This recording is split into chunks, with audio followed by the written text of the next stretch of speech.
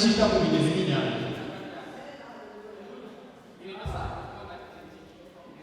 Unusual. It is rare. It is impossible.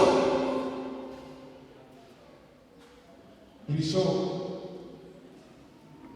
To find a cloud gusanga igicu in a desert. mu butayu. But God made clouds. Ariko Imana yakoze igicu.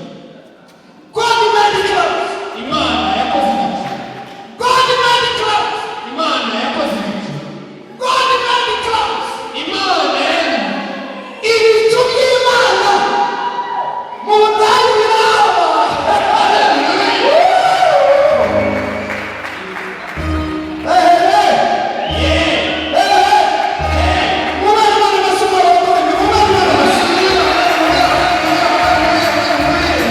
Praise God. Praise God.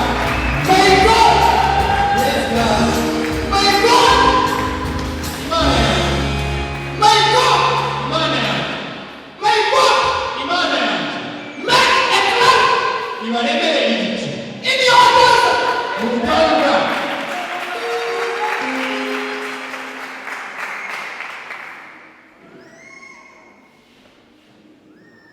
Katonda akutonderewo ekire.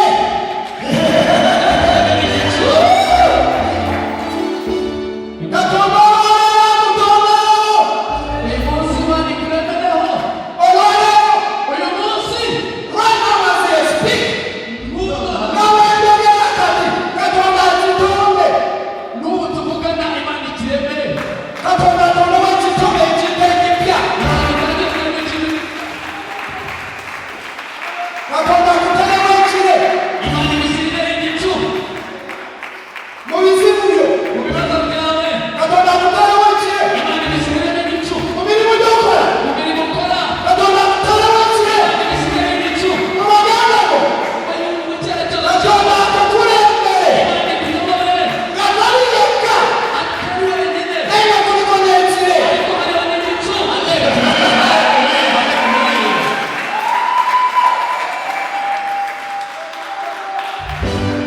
Obanga owulira Yesu akukoze bulungi mukuberere nga beeziwera.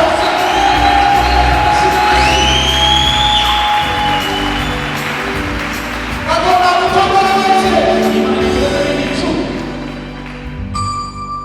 Katonda akuterewo ekire Imana ibisirire igicu mu makago mu rugo rwawe. mu mwaka guno. Muri uyu mwaka Katonda akiteekawo kibeewo. Imana ishyire igicu kigumeho. Kibeewo kikukulembere. Kigumeho kikuyobore. Omusana guleme okukwokya. Izuba ntirizagutwike. Guno mwaka Muri uyu mwaka omusana Katonda agukendeeze. izuba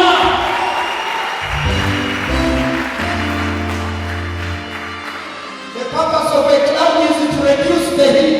akamaro k'igicu ni ukugabanya bwa bushyuhe.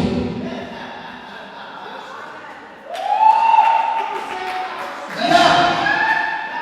It does not reduce only, Ntabwo bigabanya gusa but it brings fresh air. ahubwo hatangira kuza kandi akayaga keza.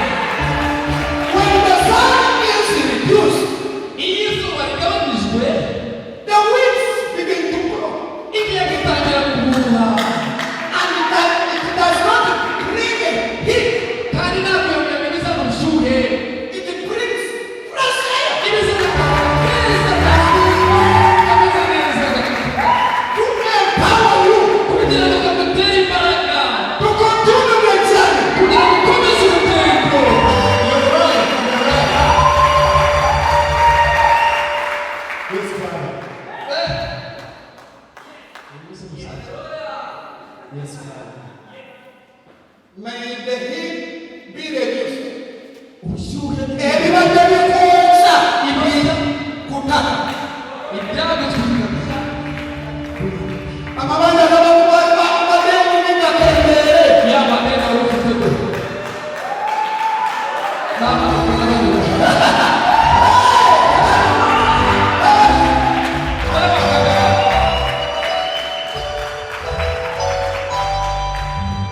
Baba Yesu akukoze bulungi mukuberere nga Yesu. Hello! Hello!